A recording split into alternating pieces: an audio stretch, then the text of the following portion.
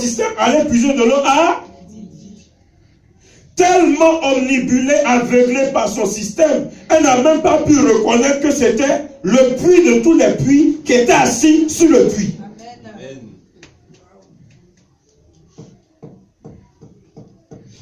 Est-ce que tu es avec moi? Amen. Donne-moi à boire.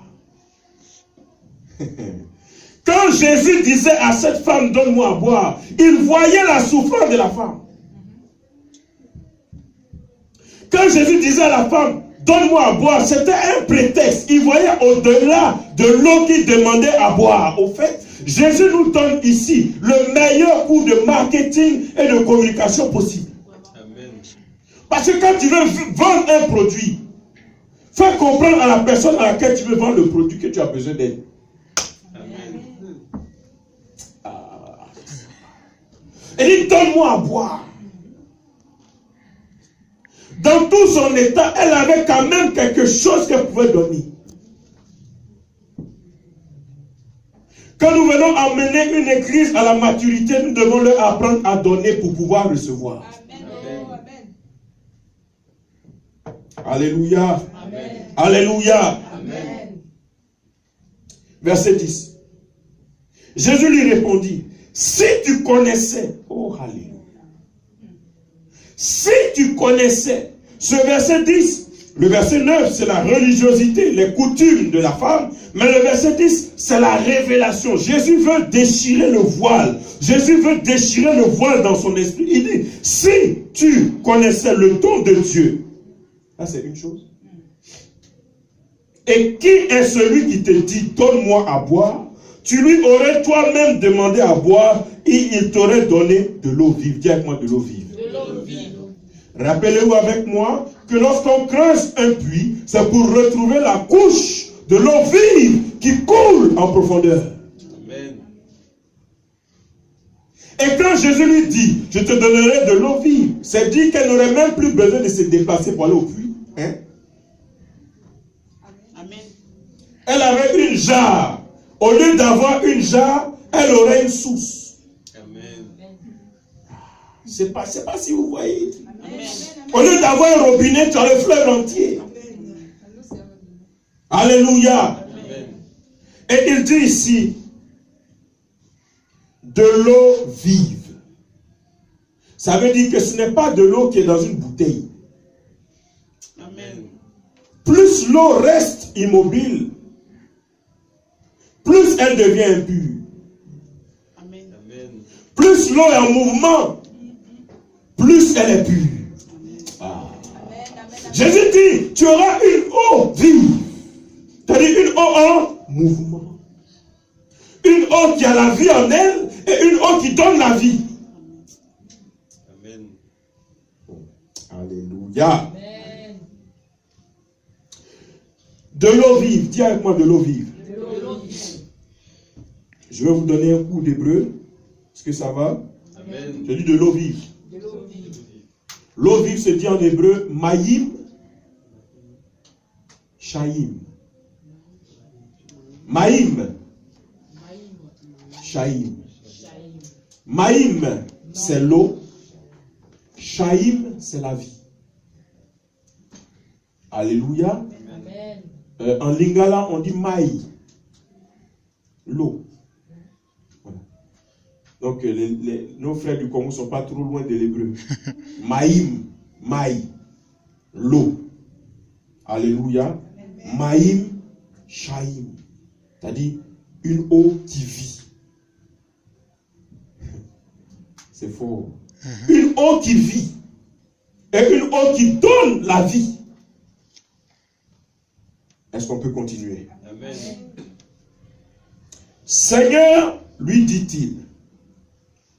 Lui dit la femme, tu n'as rien pour puiser le puits. Au fait, Jésus parle d'une dimension spirituelle du puits. Elle est à une dimension physique du puits. Amen. Amen. Alléluia. Jésus parle d'une dimension spirituelle du puits. Mais elle voit le puits physique. Dis Amen avec moi. Amen.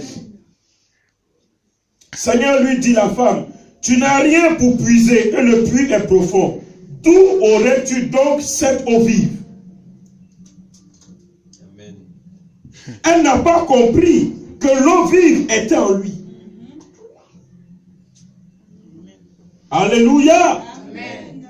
Alléluia. Amen. Et comme l'eau vive était en lui, il va l'expliquer. Verset 12. Es-tu plus grand que notre père Jacob, qui nous a donné ce puits, et qui en a bu lui-même, ainsi que ses fils et ses troupeaux? Verset 13. Jésus lui répondit, quiconque boit de cette eau aura encore soif. Amen. Boire de l'eau de temps en temps, ce sont nos besoins qui sont satisfaits de moment en moment. Amen. J'ai un peu de joie ici. Un peu de paix ici. Si vous êtes là, Amen. j'ai un peu d'argent aujourd'hui. Demain, je n'en ai pas. Alléluia. Celui qui boit de ce qui est naturel aura toujours soif. C'est-à-dire que, quelle que soit la richesse d'un homme, on les voit, les riches veulent devenir de plus en plus riches. Ils ne sont jamais satisfaits. Alléluia. Amen. Celui qui s'arrête au niveau naturel des choses aura toujours des besoins. Mais celui qui s'élève au niveau alléluia, celui qui s'élève au niveau spirituel des choses et qui reçoit l'eau de vie en lui n'aura plus soif. Amen. Est-ce que nous sommes là? Amen. Mais celui qui boira de l'eau que je lui donnerai n'aura jamais soif. Et l'eau que je lui donnerai deviendra en lui une source d'eau qui jaillira jusque dans la vie éternelle. Amen. Amen. Amen. Suivons très bien.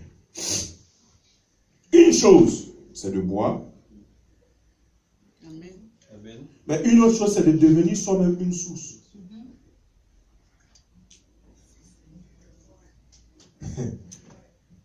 Je bois, ça c'est pour moi-même. Ouais. Amen. Mais quand ce que j'ai bu devient en moi une source qui jaillit, ça veut dire que tous ceux qui sont autour de moi commencent à boire ce que j'ai bu. Amen. Donc quand Jésus lui demande de lui donner de l'eau à boire, c'est parce qu'il veut lui donner lui-même de l'eau à boire. Amen. Et parce qu'il veut faire d'elle une source. Amen. Est-ce que tu es là? Amen. Et je vais expliquer cela. Quand nous buvons de cette eau qui est la parole, Amen. nous recevons le Saint-Esprit. Amen.